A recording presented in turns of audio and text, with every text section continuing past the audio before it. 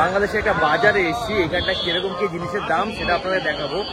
আগের একটা ভিডিওতে আপনাদেরকে দেখিয়েছিলাম, তো ভাবলাম বাংলাদেশে যখন রয়েছি আপনাদেরকে দেখা এখানে কোন জিনিসের কি দাম। চলুন, মাছের শেষ নেই, কত মাছ রয়েছে এখানটায়, মাছ বাজার এইখানটায় দেখুন কত মাছ।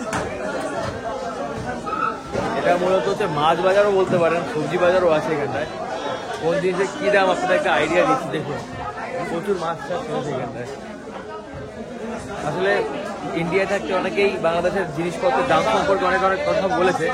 আমি যখন আসলাম রিয়েলিটি দেখার জন্য, ভালো আপনাদেরকে দেখাই। 700 টাকা কিলো এই মাছ, এই যে এই চিংড়ি, আর এটা 900 টাকা কিলো। কোরালের কেজি কত টাকা করে?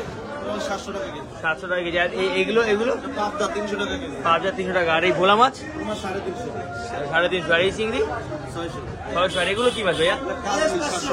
কাজলি 700 টাকা কেজি। আচ্ছা আচ্ছা। আর ইলিশ কত এটা? আচ্ছা 1500, 1000। আচ্ছা ঠিক আছে। এই হচ্ছে গিয়ে দাম বাংলাদেশের, একদম হচ্ছে গিয়ে মানে বাজারের পিক আপ পয়েন্ট। সেই টাইমে এসে আমি তাদেরকে দাম জিজ্ঞেস করছি, তাও দাম তারা বলেছে, ভালো লাগবে না শুনে। ওই 500 টাকা কেজি ইলিশ, ওগুলো 60 ইলিশ বলে, 60। আচ্ছা এগুলোকে বলে বেবি ইলিশ নাকি ঝাটকা ইলিশ? ঝাটকা বলে, ঝাটকা। এই হচ্ছে 500 টাকা কিলো এই ইলিশের দাম। এগুলো কত করে কিলো? এই পাঙাশের দাম 200 টাকা করে কেজি। দেখুন। আর তেলাপিয়া 180 টাকা করে কিলো। বাহ, বড় সড়ো একটা মাছের দোকান, মাছের বাজার। এগুলো কি মাছ ভাই? সাগরের পুঁটি। এগুলোর দাম কত? এগুলোর দাম 200 টাকা কেজি। সাগরের পুঁটি মাছ 200 টাকা কেজি। এটা একটু বড় মনে হয়। এই যে শোল মাছ, এইসব 500 টাকা কিলো শোল মাছ।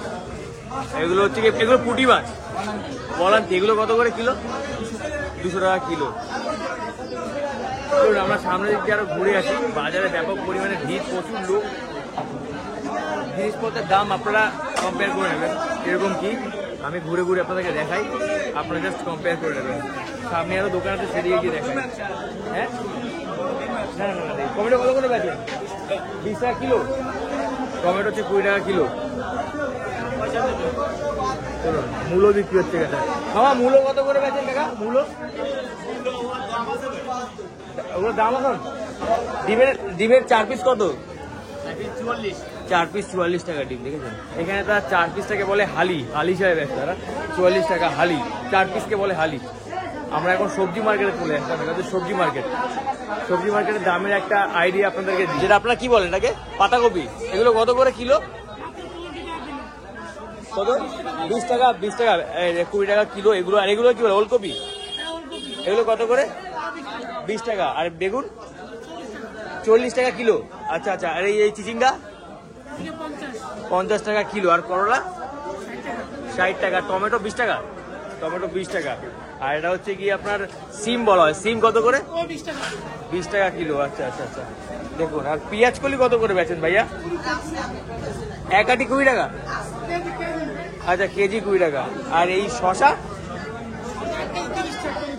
শশা 1 কিলো 30 টাকা। আচ্ছা। আর মূলো কত করে ভাইয়া? মূলো ওগুলো বোনাস। ও আচ্ছা আচ্ছা। এই মুহূর্তে মূলো মনে হয় বাংলাদেশে অনেক সস্তা, সেই জন্য তারা বলছে কি মূলোর কোনো দামই নেই, মূলো একদম মানে ফ্রিতে দিতে দেয় এরকম একটা ব্যাপার।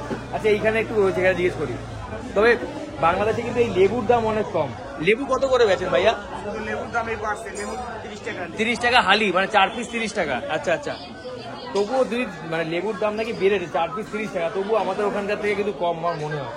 লেবু তবে সস্তা। আর গাজর 30 টাকা কেজি। ঠিক আছে। আর কুমড়ো 20 হচ্ছে 20 টাকা কিলো। আচ্ছা কুমড়ো 20 টাকা। আর লঙ্কা 50 টাকা কেজি। 50 টাকা কেজি। আচ্ছা ঠিক আছে। আমরা রয়েছি, এটা পুরো বাংলাদেশের একটা সবজি মার্কেট। পিছনেই হচ্ছে গিয়ে সেই মাছের মার্কেট, সেইখানটায়। তো অনেকেই আমরা শুনেছি বাংলাদেশের জিনিসপত্র অনেক বেশি দাম, তো আপনাদেরকে রিয়েলিটি দেখালাম।